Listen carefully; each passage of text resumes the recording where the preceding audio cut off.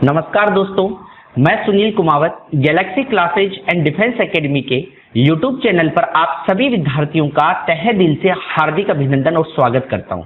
दोस्तों, आज का वीडियो अपना reasoning practice set paper number 9 से संबंधित रहेगा, जिसमें विभिन्न प्रतियोगी परीक्षाओं से संबंधित महत्वपूर्ण प्रश्न का समावेश है, जो आगामी प्रतियोगी परीक्षाओं में आपके लिए बेहतर साबित हो सकते हैं। दोस्तों, अगर आपको वीडियो अच्छा लगे तो इसे शेयर जरूर कर दें, लाइक जरूर करें।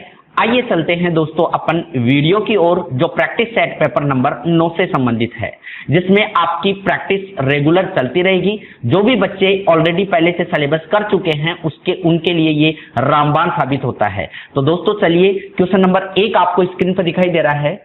पहला विकल्प दोस्तों है, नीचे दिए गए विकल्पों में से संबंधित शब्द को ज्ञात कीजिए। पहला क्वेश्चन आपका सदस्यता का है, जिसमें प्रथम दो पदों के मध्य आपसी संबंध को ज्ञात करते हुए अंतिम दो पदों को विकल्प के रूप में चुनना होता है। जैसे लुगदी का किससे संबंध हुआ? कागज से। मतलब जिस प्रकार रॉ मटेरियल से लुगदी बनाई जाती है, लुगदी के बाद में क्या बनता है? कागज। उसी प्रकार सन से क्या बनेगा?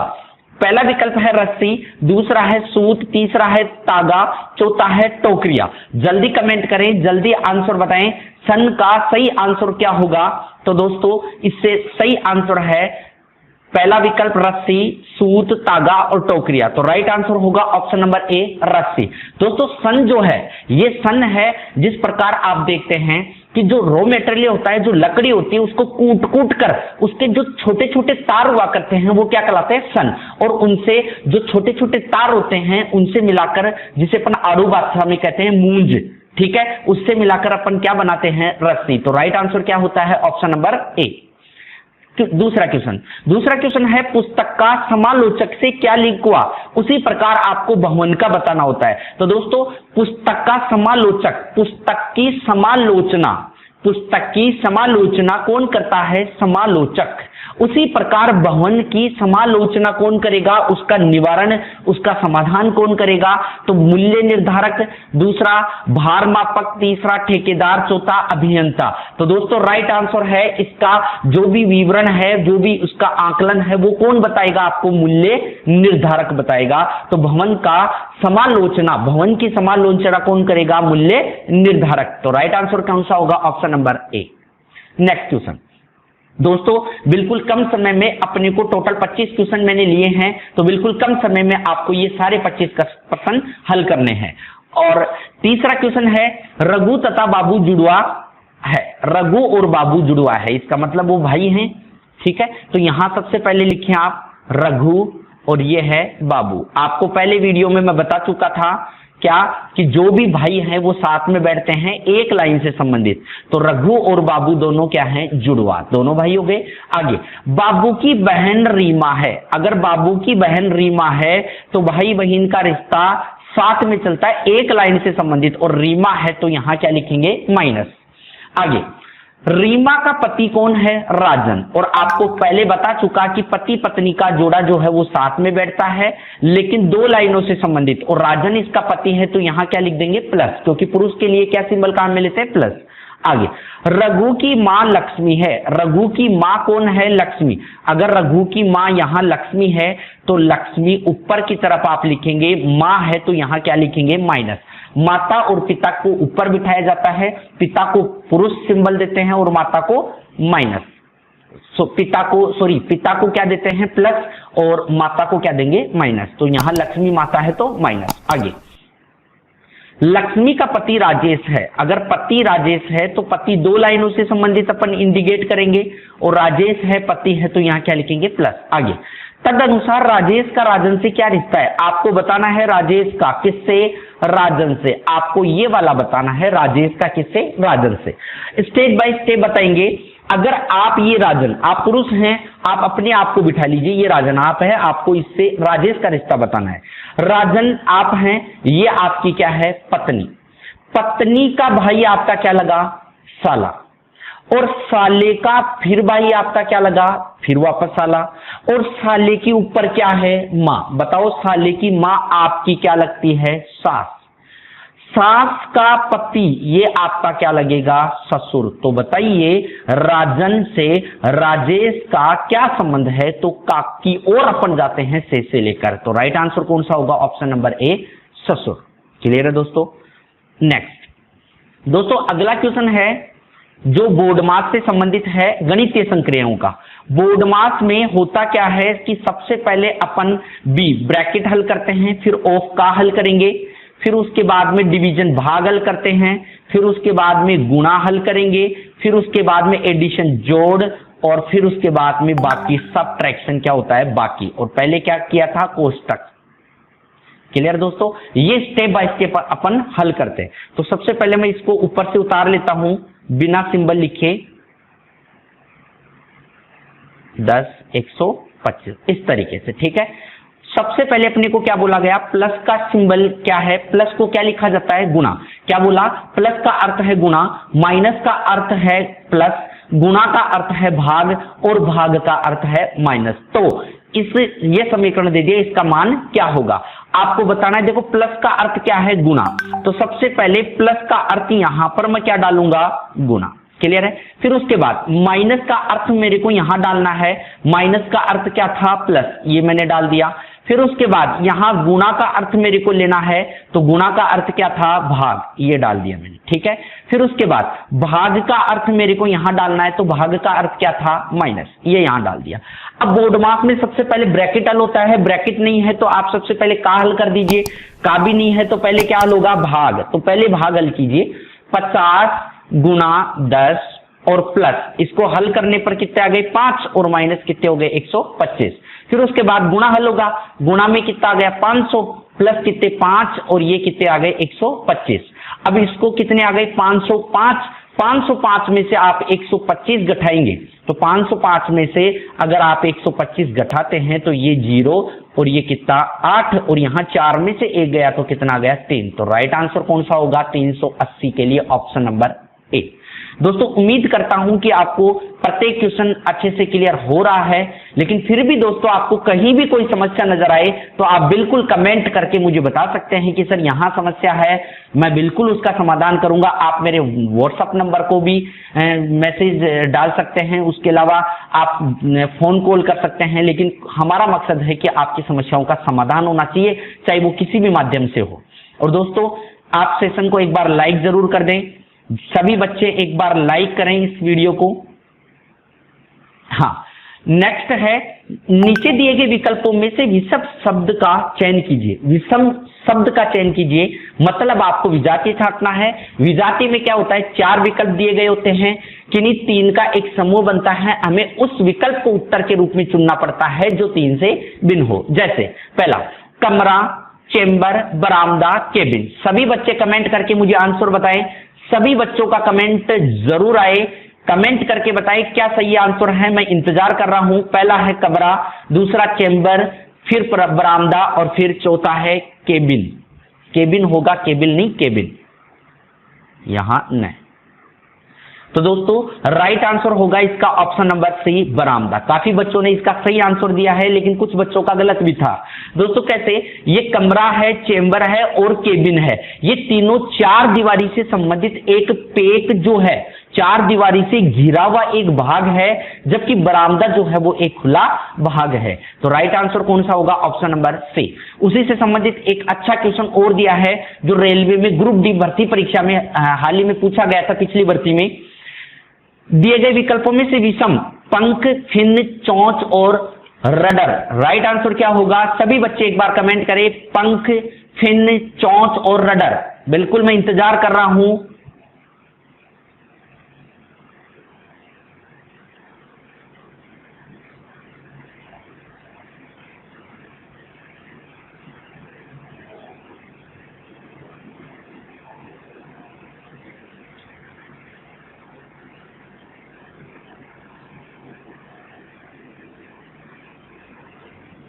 हाँ, तो दोस्तों राइट आंसर होगा इसका ऑप्शन नंबर बी। बी जो है वो सही जवाब होगा। फिन जो है, फिन क्या है, एक मछली, मछली को तैरने के लिए, तैरने के लिए क्या काम में लिया जाता है? फिन। उसी प्रकार अगर बात करें अन्य की तो पंख, चोंच और रडर, ये हर प्रत्येक ये जो फिन है ये केवल तैरने के लिए और मछलियों में हुआ करता है। उसी प्रकार अगर बात करूं तो पंख, चोंच और रडर ये सभी में, हर एक पक्षियों में ये मौजूद होते हैं जो विभिन्न प्रकार के अंग हुआ करते हैं। तो राइट आंसर कौन सा होगा? Option number B, fin. Next question है जो आपको दिखाई दे रहा है दिशा से संबंधित अच्छा क्वेश्चन है। रघु अपनी कार से अपने घर से चलता है। तो प्रारंभिक बिंदु में पी ले लेता हूं यहां से, और ये घर मान लिया मैंने, ठीक है। रघु अपनी कार से अपने घर से चलता है, उत्तर की ओर 8 किमी चलता है। सबसे पहले क्या बोला? उत्तर की ओर कितना चलता है? 8 किमी। तो यहां से आप उत्तर की ओर चलाइए 8 किमी, ठीक है, यहां तक आ गया, ठीक। फिर आगे, फिर 6 किमी पूर्व की ओर, अगर यहां से 6 किमी पूर्व की ओर जाएगा तो इसी तरीके से जाएगा, यहां 6 किमी। फिर आगे, फिर 10 किमी अपने दाईं ओर, अगर दाईं ओर अगर आपका मुख इधर है तो दाईं ओर आपका नीचे होगा। 10 किमी के लिए सामने आपको 8 किमी दिखाई दे रहा है, तो 10 के लिए आपको थोड़ा सा आगे चलना होगा। क्लियर है? फिर आगे 4 किमी अपने बाईं ओर, अगर आपका मुख नीचे की तरफ है तो इधर आपका दायां, इधर आपका बायां, तो 4 किमी बाईं ओर, तो 4 किमी के लिए बाईं ओर चला दिया। फिर आगे 10 किमी उत्तर की ओर, अगर आप यहां से 10 किमी उत्तर की ओर चलेंगे तो सामने जो भुजा दे रखी है आपको, जितनी दूरी है सेम आप इसके बराबर में रखेंगे, क्योंकि ये 10 है तो ये भी कितनी होनी चाहिए? 10। फिर आगे अंततः 4 किमी अपने दाईं ओर, अगर 4 किमी यहां से दाईं ओर चलेगा तो इसी तरीके से चलेगा, और ये इसका क्या गया? अंतिम स्थान। आगे स्थल के संदर्भ में अब वह किस दिशा में है? देखो अपने दाईं ओर, प्रारंभिक स्थल से, अगर प्रारंभिक स्थान की बात करूं तो ये रहा, अंतिम स्थान की बात करता हूं तो ये रहा। तो इसने क्या कहा? प्रारंभिक स्थल के संदर्भ में अब वह किस दिशा में है? अगर मैं प्रारंभिक स्थान से अगर अब दिशा की बात करता हूं तो ये दिशा कौन सी होती है? उत्तर पूर्व। दिशाओं की अगर बात करता हूं तो ये उत्तर, ये पूर्व, ये दक्षिण और ये पश्चिम, और बीच की दिशाएं जो है उत्तर और पूर्व के बीच की दिशा क्या कहलाती है? उत्तर पूर्व। तो राइट आंसर कौन सा होगा? Option number B. क्लियर है दोस्तों? Next question. दोस्तों इतना समय आपको मिल जाता है कि जब तक मैं सॉल्यूशन करके आंसर ना बता दूं ना, वहां तक आप आंसर निकाल के जवाब दे सकते हैं। क्यों? क्योंकि मुझे समझाना भी होता है, करना भी होता है, लेकिन आपको केवल उसका सॉल्यूशन ही करना होता है। इसलिए आप मेरे से कम समय में हल करेंगे, क्योंकि मुझे समझाने के साथ में ये काम करना होता है। तो जैसे ही मैं इसको समझाने की बात करता हूं तो आप कम डाउन स्टार्ट कर दिया करो और जल्दी से जल्दी आंसर निकालने की कोशिश किया करो, और कॉपी पेन लेके बैठा करो। देखो अगला क्वेश्चन जो है वो श्रेणी क्रम का है। अब इतनी बात मैंने बोली, उससे पहले मैंने आपको क्वेश्चन दिखा दिया तो शायद आपका आंसर भी आ चुका है, ठीक है। देखो पहले 15, 17, 20, 22, 27, 29, जल्दी कमेंट करके बताएं। मैं आपको 20 से 30 सेकंड पहले ऑलरेडी दे चुका, अब 10-5 सेकंड और देता हूं, जल्दी कमेंट करके बताएं सभी बच्चों का आंसर सही हो।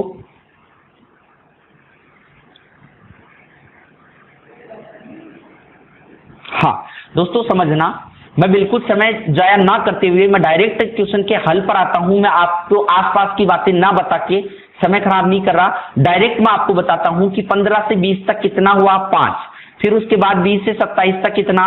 7। 27 से लेकर आपको पता है कि सबसे पहले 5, फिर 7, अब कितना जुड़ेगा? 9। 27 में अगर मैं 9 जोड़ता हूं तो दोस्तों यहां क्या आता है? 27 में 9 जोड़ते कितना आता है? 36।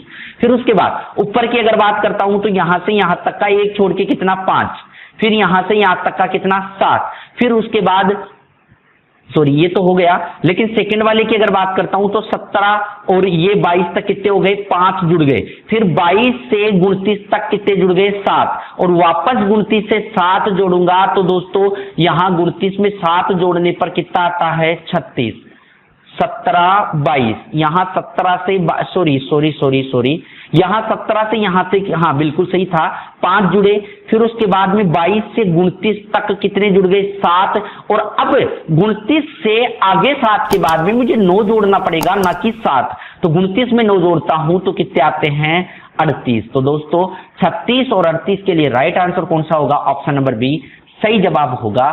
क्लियर है दोस्तों? Next question. अगला क्वेश्चन दोस्तों एक बार फिर आपको स्क्रीन पर सीरीज से संबंधित क्वेश्चन दिखाई दे रहा है, जो काफी क्वेश्चन एग्जाम में 2 से 3 तक के क्वेश्चन पूछ लिया जाता है। देखिए सबसे पहले इसका फॉर्मेट होता है कि आप सबसे पहले इस पर क्रम डालें, ये 2, 6, 11, 11, 15, 20, 21, 25 और 4। तो दोस्तों नजर पड़ी यहां से यहां तक, ये 4 जुड़ा, ये 5 जुड़ गया, फिर ये 4 जुड़ गया, फिर ये 5 जुड़ गया, फिर यहां पर ये 4 जुड़ा और फिर वापस 5 जुड़ गया। तो उसी के आधार पर देखो यहां 4 जुड़ गया लेकिन 5 नहीं जुड़ा, यहां पर 3 जुड़ा, यहां पर कितने जुड़ गए 6, 10 और 15, तो कितने 4 जुड़ गए और फिर कितने 5 जुड़ गए। और सभी बच्चों का लगभग आंसर सही था। राइट आंसर कौन सा होगा? Option number C.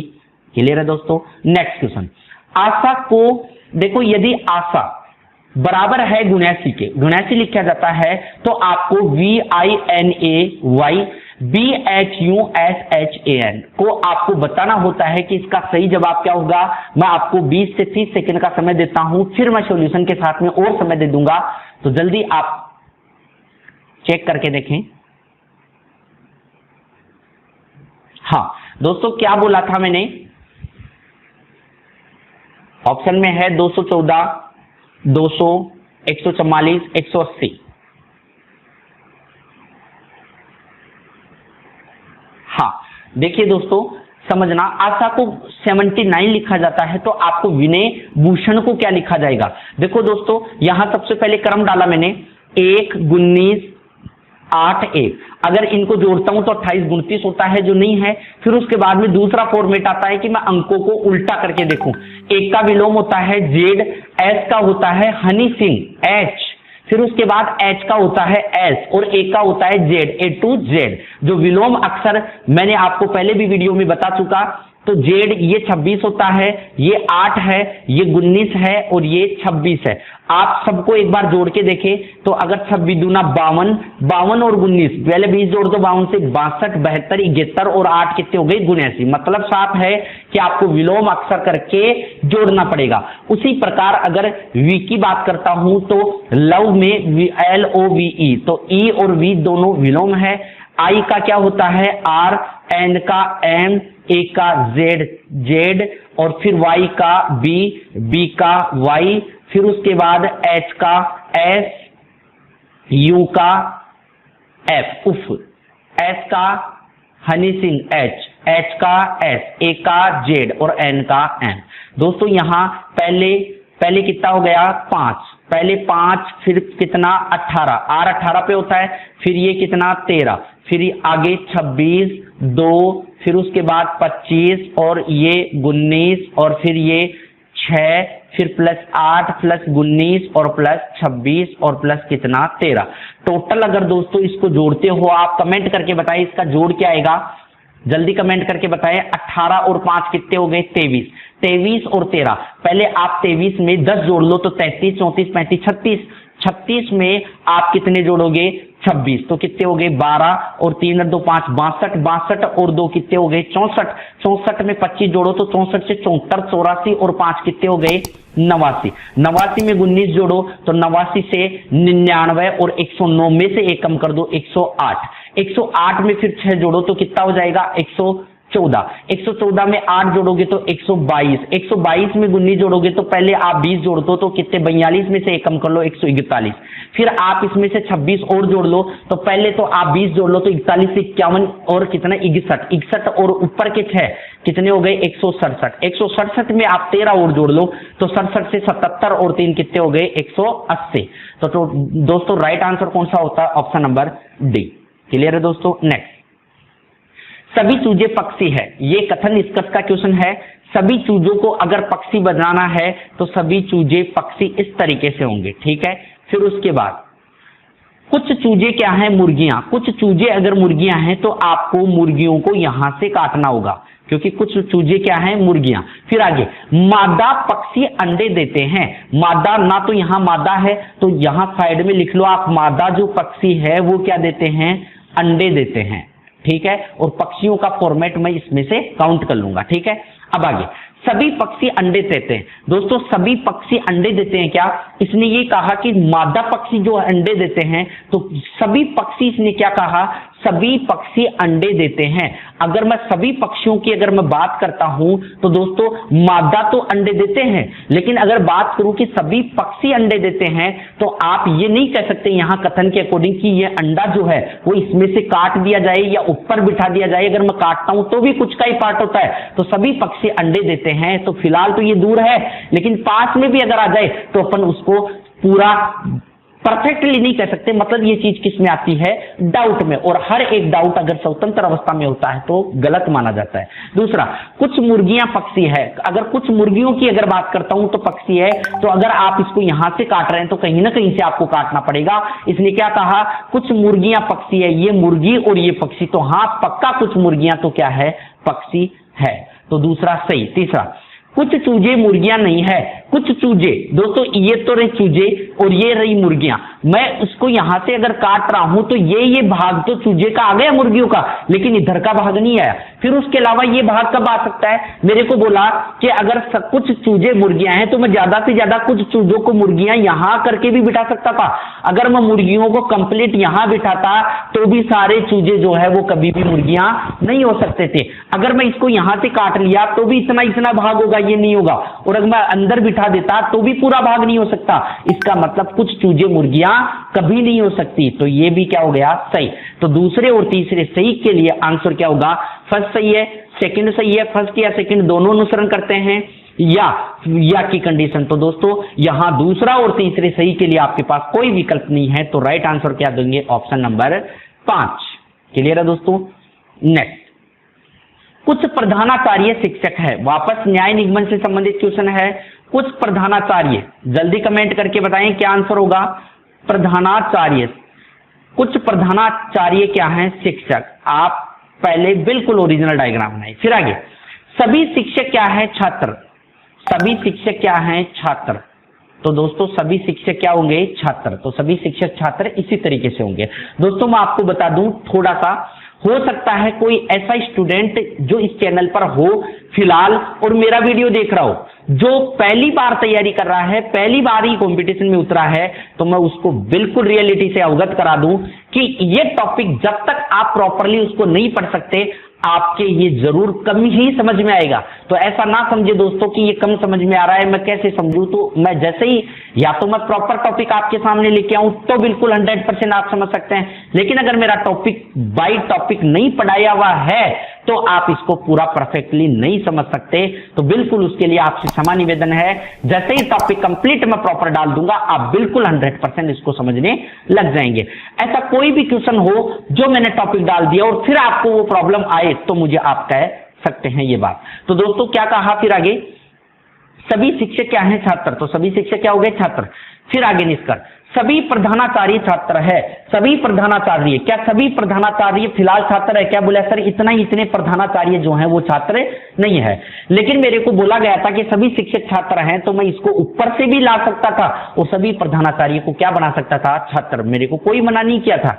तो ये बात किसमें है, डाउट में, और हर एक डाउट स्वतंत्र अवस्था में है तो वो क्या माना जाता है, गलत। दूसरा, कुछ छात्र प्रधानाचार्य, क्या कुछ छात्र प्रधानाचार्य है, हाँ बिल्कुल इतने छात्र क्या है, प्रधानाचार्य। पहला गलत और दूसरा सही। तो दूसरे सही के लिए राइट आंसर कौन सा होगा, ऑप्शन नंबर बी। नेक्स्ट, यदि उषा निशा से लंबी है। अगर उषा, यदि उषा किससे लंबी है, निशा से। तो दोस्तों ऐसे टाइप के क्वेश्चनों में जो बड़ा होता है वो आगे ले लिया जाता है और जो छोटा होता है वो पीछे। फिर आगे, निशा आशा से लंबी है। निशा अगर आशा से लंबी है तो आशा को आगे और निशा को पीछे। अलका उषा से लंबी है। अगर अलका उषा से लंबी है तो आप अलका को यहां डालेंगे, ठीक है। फिर आगे, हर्षा आशा से छोटी है। अगर हर्षा आशा से छोटी है तो हर्षा को यहां बिठा दीजिए। तब इनमें से सबसे लंबा कौन है, तो सबसे लंबा तो आगे वाला होगा। राइट आंसर कौन सा होगा, अलका के लिए ऑप्शन नंबर बी। और काफी बच्चों ने इसका सही भी जवाब दिया है, शाबाश बच्चों। दोस्तों नेक्स्ट क्वेश्चन आपको स्क्रीन पर दिखाई दे रहा है, क्वेश्चन नंबर 14 जो मैट्रिक्स से संबंधित है। और मैं आपको 15 से 20 सेकंड का समय देता हूं, सभी बच्चे एक बार कमेंट करके बताएं, फिर जैसे ही सॉल्यूशन करूंगा आपको और 15 से 20 सेकंड का समय मिल जाएगा। तो जल्दी कमेंट करके बताएं, दिए गए विकल्पों में से लुप्त संख्या ज्ञात कीजिए। सभी बच्चों के कमेंट का इंतजार कर रहा हूं, सभी बच्चों का सही हो।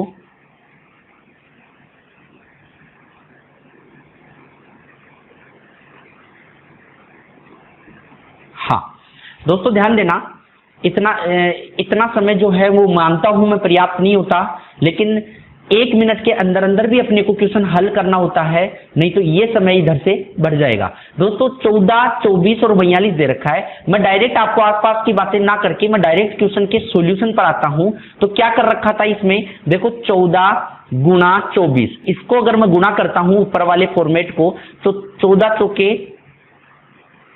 56 और हासिल की कितनी हो गई 5, और 14 दूना 28, 28 और 5 कितने हो जाएंगे 33, 336। मैं किसका भाग दूंगी, कितने हो जाए 42, तो मुझे कितने का देना है 8 का। 8 चौक 32, ठीक है 4 बार गया, बचा कितना 1 और हो गया कितना 6, तो कितने 16, 8 दूनी 16, तो कितने आ गए 42 यहाँ, ठीक है। और दोस्तों आपको पता है कि पहले ऑलरेडी मेरा ये चीज देखी हुई है, तो मैं आपको डायरेक्टली समझा रहा हूं, ठीक है। लेकिन अगर मैं भी अगर बात करूं इसको थोड़ा सा, अगर मुझे डायरेक्टली यहां देखना होता तो ये डायरेक्टली हल नहीं हो सकता, इसमें पूरा 1 मिनट अपने को चाहिए होती है, लेकिन मैंने डायरेक्टली कर दिया उसको, क्योंकि पहले ऑलरेडी ये चीज ऑब्जर्व की हुई थी, लेकिन अपन उसको ऑब्जर्व करके यहां पैस नहीं कर सकते, ऐसे तो समय ज्यादा खराब हो जाएगा। फिर आगे 64 गुना 12 और भाग किसका 8 का, तो कितना आएगा 96। फिर उसके बाद अगर आप 32 गुना 18 और भाग किसका देंगे 8 का, तो चेक करके बताएं 32 को आप 18 से गुना करो, 18 दूना 36, हासिल की कितनी 3, 18 दूना 36, 18 3 54 और 3 57 और भाग किसका 8 का, 8 2 7 2 56, बचा कितना 1 और 8 दूनी 16, तो राइट आंसर कौन सा होगा, ऑप्शन नंबर डी 72। क्लियर है दोस्तों। नेक्स्ट क्वेश्चन, अगला क्वेश्चन दोस्तों आपको उसी से संबंधित है, मैट्रिक्स से संबंधित है। आपको अल्प संख्या चुनना है जो बिल्कुल 25, 100, 100 और 25, ये देखते ही इसका फॉर्मेट देखते ही आपको पता चल जाएगा कि ये स्क्वायर से संबंधित हल होने वाला है। जैसे ही आप इसका हल करते हैं, 25 किसका स्क्वायर है 5 का, ये किसका है 10 और ये किसका 5 और ये 10 का स्क्वायर। अगर मैं इसको ऑब्जर्व करूंगा तो बताओ कितने आते हैं, 10 और 5 कितने 15 और 20 और कितने 30। अगर ये 30 मैंने टोटल किया है तो इतना जरूर मुझे ध्यान देना पड़ेगा कि किसका भाग दूं कि 6 आ जाए, तो मुझे किसका देना पड़ेगा 5 का, तो कितना आ जाएगा 6। नेक्स्ट ये 5, ये किसका 9 का, ये 6 का और ये 5 का, 9 और 6 14 और 5 19 और 6 कितने हो गए 25। 25 में अगर 5 का भाग देता हूं तो कितने आते हैं 5। क्लियर है। फिर उसके बाद वापस ये किसका 5 का, ये भी 5 का, ये 5 का, ये 5 का स्क्वायर, तो 5 चौके कितने हो गए 20 और 5 का भाग देते आ रहे तो 5 चौके 20। फिर उसके बाद ये 7 का स्क्वायर है, ये 3 का, ये 4 का और ये 6 का, 6 और 4 10 और 3 13 और 7 कितने 20 और वही किसका भाग दे रहे हैं 5 का, 5 से 5 चौका 20, तो राइट आंसर कौन सा होगा, ऑप्शन नंबर डी सही जवाब है। क्लियर है दोस्तों। नेक्स्ट क्वेश्चन दोस्तों, यदि 4 बिल्लियां 4 मिनट में 4 चूहों को मार सकती है तो 8 बिल्लियां 8 चूहों को मारने में कितना समय लेगी। बहुत अच्छा क्वेश्चन है, जल्दी कमेंट करके बताएं, सभी बच्चे इसका कमेंट करें, मैं इंतजार कर रहा हूं। 4 बिल्लियां 4 मिनट में 4 चूहों को मार सकती है, तो बताइए 8 बिल्लियां 8 चूहों को मारने में कितना समय लेगी, जल्दी कमेंट करके बताएं।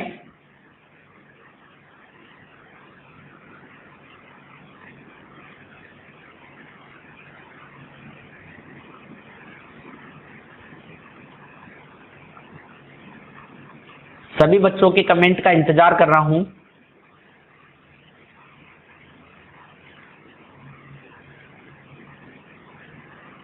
हाँ दोस्तों समझना, विकल्प यह है 8, 4, 2 और 16।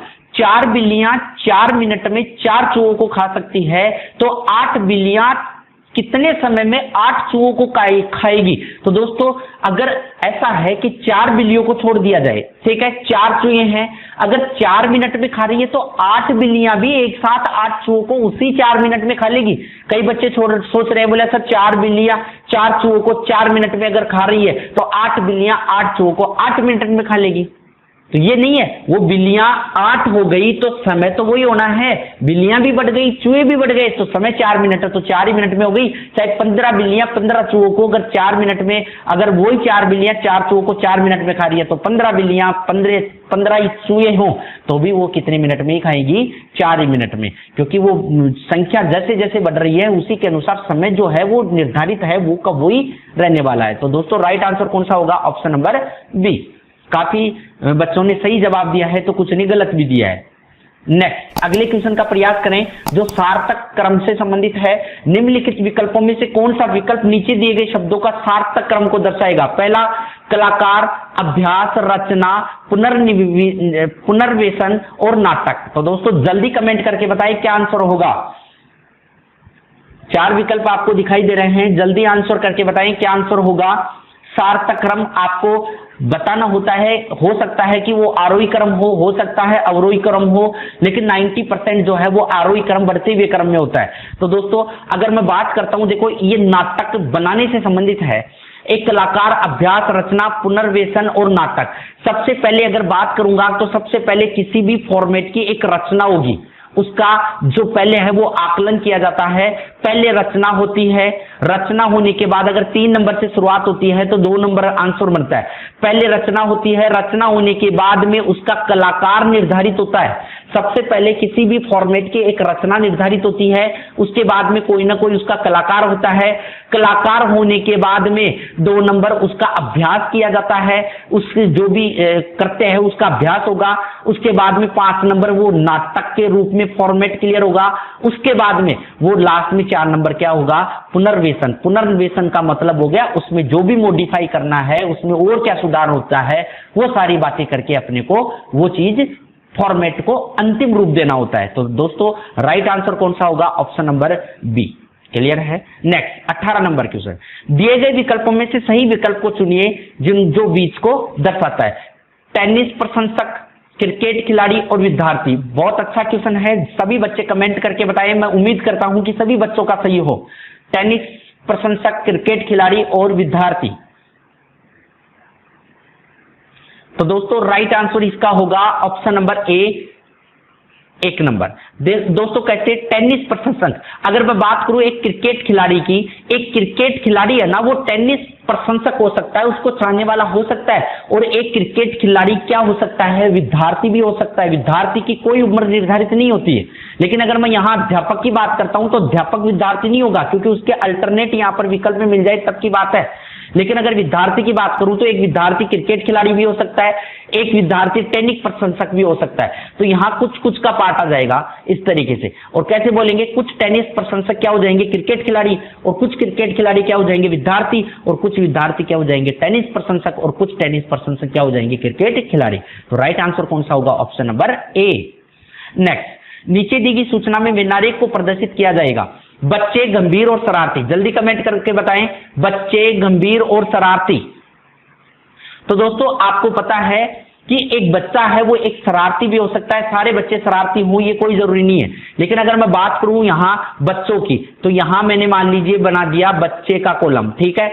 एक बच्चे, कुछ बच्चे क्या हो सकते हैं? शरारती, ठीक है। उसके अलावा क्या गंभीर की बात करूं, जो यहां से आप ये लिख देंगे गंभीर, तो कुछ बच्चे क्या हो सकते हैं? गंभीर। और कुछ बच्चे क्या हो सकते हैं? शरारती। लेकिन शरारती अलग हो गया, गंभीर होना अलग हो गया, इनका आपस में कोई ताल्लुकात नहीं हो सकता। तो एक बच्चा गंभीर और शरारती दोनों हो सकता है। तो राइट आंसर कौन सा होगा? Option number B. नेक्स्ट, दिए गए चित्र में त्रिभुजों की संख्या। जल्दी कमेंट करके बताएं, 10, 13, 15, 16। ग्रुप डी से संबंधित क्वेश्चन है और त्रिभुज गिनने से संबंधित मैं आपको वीडियो पहले पढ़ा चुका। अगर कहीं भी आपको कोई समस्या लगती है तो काउंटिंग फिगर्स नाम से मैंने टॉपिक पढ़ाया है, वो आप बिल्कुल पूरा क्लियर करके देखें। त्रिभुजों से संबंधित मैंने आपको बढ़िया तरीके से उसमें एक्सप्लेन करके बताया था। दिए गए चित्र में त्रिभुज, देखो दोस्तों कैसे काउंट कर लेंगे अपन, एक बार सिंपल काउंट करते हैं। 1 हो गया, 2, 3, 4, 5, 6, 7, 8, 9 और 10। 10 के बाद में ये जो डबल वाला है यहां से यहां तक का पूरा, 10 से ये कितने हो गए? 11। 11 के बाद यहां से यहां तक का कितना? 12। 12 के बाद यहां से यहां तक का कितना हो जाता है? 13। 13 के बाद दोस्तों ये बड़ा वाला यहां से यहां तक का कितना हो गया 14, और फिर ये पूरा बड़ा वाला यहां से यहां तक, तो टोटल कितने हो गए 15, और 15 के लिए विकल्प नंबर कौन सा हो गया ऑप्शन नंबर सी। नेक्स्ट, यदि किसी महीने के तीसरे शनिवार को 17 तारीख है, अगर तीसरे शनिवार को 17 तारीख की अगर बात की जा रही है और 17 तारीख को वार क्या पड़ता है शनिवार, उस महीने के चौथे बुधवार को क्या तारीख होगी। पहले दोस्तों ध्यान दे, ये 17 तारीख को तीसरा शनिवार है, तो पिछला शनिवार कब आया था 10 को, 7 गठाने पर आएगा, फिर 7 गठाने पर कितना आता है 3, मतलब 3 तारीख को शनिवार है पहला। और अगर मैं पहले बुधवार की बात करूं तो चौथा बुधवार की डेट अपने आप पता चल जाएगी। अगर 3 तारीख को शनिवार है तो 4 को क्या होगा रविवार, 5 को क्या होगा सोमवार, 6 को क्या होगा मंगलवार, और 7 को क्या होगा बुधवार। तो दोस्तों पहला बुधवार कितनी तारीख को आया 7 को, अगर 7 और जोड़ दूं तो 14 तारीख को दूसरा बुधवार, फिर 7 जोड़ूंगा तो 21 तारीख को तीसरा, फिर 7 जोड़ूंगा तो बताओ 28 तारीख को कितना चौथा, मतलब 28 तारीख को चौथे बुधवार की बात हो रही है। तो ऑप्शन नंबर कौन सा होगा option number B. Next question है बिल्कुल सिंपल है, पूर्व धारणा से संबंधित है, जो टॉपिक मैं आपको पहले करवा भी चुका। उम्मीद करता हूं कि सभी बच्चों का ये क्वेश्चन सही हो। हमें गलतियों से डरना नहीं चाहिए, पर हमें उन गलतियों से सीख लेनी चाहिए। मैं आपको स्टेटमेंट दे रहा हूं, हमें गलतियों से डरना नहीं चाहिए, पर हमें उन गलतियों से सीख लेना चाहिए। तो पूर्व धारणा, उसके पहले की पूर्व धारणा क्या हो सकती है, जब हम कुछ कार्य कर रहे हैं तो कुछ गलतियां हो सकती है। अगर मैं ये स्टेटमेंट आपको दे रहा हूं कि गलतियों से कभी नहीं डरना चाहिए और हमें उन गलतियों की सीख भी लेनी चाहिए, इसका मतलब मेरी विचारधारा ये जरूर है कि काम करने पर गलतियां जरूर होती है। अगर मेरे दिमाग में ये होता कि काम करने से गलतियां नहीं होती तो शायद ये ऊपर वाला स्टेटमेंट मेरे को देने की आवश्यकता नहीं होती। तो पहला, हम कुछ कार्य कर रहे हैं तो गलतियां हो सकती है, तो पहला सही। दूसरा, हम अपने गुजरे हुए समय से लाभ उठा सकने में समर्थ हो और गलती रहित कार्य करने के अवसर बढ़ाते हैं। बिल्कुल सही बात है। उस सेंटेंस से ऊपर वाले से साफ पता लग रहा है कि मैंने क्या कहा कि गलतियों से सीख लेना चाहिए, तो इसने क्या कहा कि हम अपने गुजरे हुए समय से लाभ उठा सकने में समर्थ हो और गलती रहित कार्य करने के अवसर बढ़ाते हैं। तो बिल्कुल हर व्यक्ति की सोच यही होती है कि काम करने के वक्त कि अगर मेरे से कोई गलतियां होती है तो मैं आगामी समय में वो गलतियां दोबारा नहीं दोहराऊंगा। हर व्यक्ति के दिमाग में ये विचारधारा होती है। तो पहला और दूसरा दोनों ही सही के लिए राइट आंसर, 1 और 2 दोनों सही के लिए राइट आंसर कौन सा होगा ऑप्शन नंबर सी। क्लियर है दोस्तों। नेक्स्ट, यह माल की गुणवत्ता नहीं बल्कि अच्छा विज्ञापन है जो बिक्री को बढ़ा देता है। यह माल की गुणवत्ता नहीं बल्कि अच्छा विज्ञापन है जो बिक्री को बढ़ा देता है। मतलब कई बार क्या होता है कि माल की गुणवत्ता में कमी आती है, लेकिन अच्छा एडवर्टाइजमेंट होने की वजह से वो गुणवत्ता जो है वो छुप जाती है और बिक्री में बढ़ोतरी रहती है। तो पूर्व धारणा, उपभोक्ता को अच्छे विज्ञापन से प्रभावित किया जा सकता है। हाँ बिल्कुल, अगर गुणवत्ता में कमी आने से अगर विज्ञापन प्रभावित हो तो बिक्री को बढ़ा सकते हैं, तो पक्का उपभोक्ता को अच्छे विज्ञापन जो है वो प्रभावित कर सकते हैं। तो पहला सही। दूसरा, उपभोक्ता अच्छे गुण वाले विज्ञापन की चाह रखता है। बिल्कुल गलत बात। उपभोक्ता के दिमाग में हमेशा यही रहता है कि कभी ये नहीं सोचेगा उपभोक्ता, हालांकि वो विज्ञापन से प्रभावित हो सकता है, लेकिन उसके दिमाग में विचारधारा कभी ये हो सकती है क्या कि मैं अच्छा विज्ञापन चाहता हूं ना, उसको तो बढ़िया गुण वाला प्रोडक्ट चाहिए। विज्ञापन तो उसके दिमाग की विचारधारा नहीं है, विचारधारा को ठीक कर सकता है, लेकिन उसके दिमाग की विचारधारा ये नहीं हो सकती। तो पहला सही और दूसरा गलत। राइट आंसर कौन सा होगा ऑप्शन नंबर ए। नेक्स्ट, क्या कॉलेज के छात्रों को सिगरेट पीना अपराध माना जाना चाहिए? हाँ, यह युवाओं के बीच एक फैशन बन गया है। नहीं, 18 वर्ष की आयु से अधिक के व्यक्ति वयस्क होते हैं और उन्हें अपनी निर्णय लेने का अधिकार है। सभी बच्चे एक बार कमेंट करके बताएं, क्या कॉलेज के छात्रों को सिगरेट पीना अपराध माना जाना चाहिए? क्वेश्चन नंबर 24 जो कथन तर्क से संबंधित है, और कथन तर्क का टॉपिक मैं आपको प्रॉपर पढ़ा चुका। क्या फॉर्मेट था कि एक कथन होता है जो किसी घटना या दुर्घटना से संबंधित हो सकता है या किसी राय या सलाह का रूप हो सकता है, आपको राय देके उसका समाधान करना होता है। तो बताइए, क्या कॉलेज के छात्रों को सिगरेट पीना अपराध माना जाना चाहिए? तो पहला, हाँ, युवाओं में यह भी एक फैशन बन गया है। ये लैंग्वेज जो है वो ठीक नहीं है। युवाओं में कोई फैशन की बात अगर करता है तो वो भी क्या माना जाता है? गलत। तो पहला तो सीधा सीधा गलत हो गया। अगर मैं बात करूं दूसरे की, कई बच्चों ने दूसरे को सही भी आंसर दिया है, नहीं 18 वर्ष की आयु से अधिक के व्यक्ति वयस्क होते हैं, उन्हें अपना निर्णय लेने का अधिकार है। दोस्तों अगर यहां कॉलेज छात्रों की बात ना करता तो शायद दूसरा सही हो सकता था, लेकिन अगर बात करूं फर्स्ट ईयर कॉलेज छात्रों की, तो आप ये भी नहीं कह सकते कि उसकी उम्र 18 वर्ष हो गई। अगर वो मान लीजिए सपोज कीजिए 13 साल है, मान लीजिए वो 3 साल का पढ़ाई करने लगा था, ठीक है, मान लीजिए 3 साल का पढ़ाई करने लगा था, तो 13 और 3 कितने हो गए 16, ठीक है, 16 साल की उम्र हो गई, 17 मान लो और 18 पूरी भी हो गई। लेकिन अगर आप एजुकेशन फील्ड की अगर यहां बात कर रहे हैं और फिर उनके अधिकारों की बात कर रहे हैं, तो ये कतई सही नहीं हो सकता। अगर एजुकेशन डिपार्टमेंट की कहीं भी बात करता है और कोई भी मान लीजिए कोई अपराधों की बात करता है, तो वहां ये सी शोभा नहीं देती, ये अपराधों के अंदर ही आता है। तो इसने क्या कहा, 18 वर्ष की आयु से अधिक के व्यक्ति वयस्क होते हैं और उन्हें अपने निर्णय लेने का अधिकार है। तो दोस्तों पहला और दूसरा दोनों ही सही की, वो दोनों ही गलत के लिए राइट आंसर कौन सा होगा, 1 व 2 दोनों ही गलत के लिए राइट आंसर कौन सा होगा, ऑप्शन नंबर सी। और काफी बच्चों ने सही भी जवाब दिया है। और लेकिन दोस्तों ध्यान देना, यहां अगर मैं एजुकेशन डिपार्टमेंट की बात ना डालता तो 18 वर्ष से उम्र के व्यक्ति वयस्क हो जाते हैं और वास्तव में उनको अपना निर्णय लेने का अधिकार दिया जाता है। और तभी आप देखते हैं कि तंबाकू वगैरह, सिगरेट वगैरह जो भी पीते हैं, उनको 18 साल से ऊपर वाले लोगों को ही अलाउ किया जाता है। नेक्स्ट, अपने बच्चों में गंगा के विशेष प्रिय है राम और रेखा। रेखा शरद की मां है जो अपने मामा मिथुन का बहुत प्रिय है। परिवार के मुखिया रामलाल है, उनके उत्तराधिकारी उनके बेटे गोपाल और मोहन है। गोपाल और गंगा 35 वर्ष से विवाहित है, तो 3 बच्चे हैं और मिथुन का मोहन से क्या संबंध है। दोस्तों किससे संबंधित हुआ, रिश्ते से संबंधित। अच्छा क्वेश्चन है जो एग्जाम में पूछा गया है। देखो सबसे पहले अपने बच्चों में गंगा के विशेष प्रिय राम और रेखा। सबसे पहले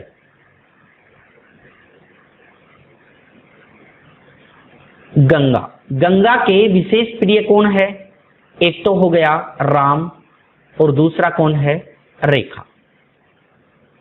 क्लियर है दोस्तों, ये इनके क्या हो गए, बच्चे, ठीक है।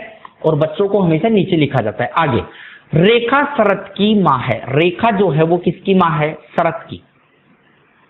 अगर शरद की मां है तो ये माइनस हो जाएगा और ये इसका रेखा शरद की मां है, ठीक है, यहां तक। और मां है वो ऊपर बैठेगी। फिर आगे, जो अपने मामा मिथुन का बहुत प्रिय है। बहुत प्रिय है इसका मतलब ये क्या हो गया, लड़का, ठीक है। और इसका मामा कब बैठेगा, इसकी मां के पास में इसका क्या कहलाएगा, मामा। तो यहां क्या लिखेंगे आप, मिथुन, और ये इसका क्या हो जाएगा, मामा, क्योंकि ये है, ये इसकी मां और मां का भाई पास में बैठेगा, तो इसका क्या कहलाएगा, मामा, ठीक है। फिर आगे, परिवार के मुखिया रामलाल है। अगर परिवार के मुखिया रामलाल है,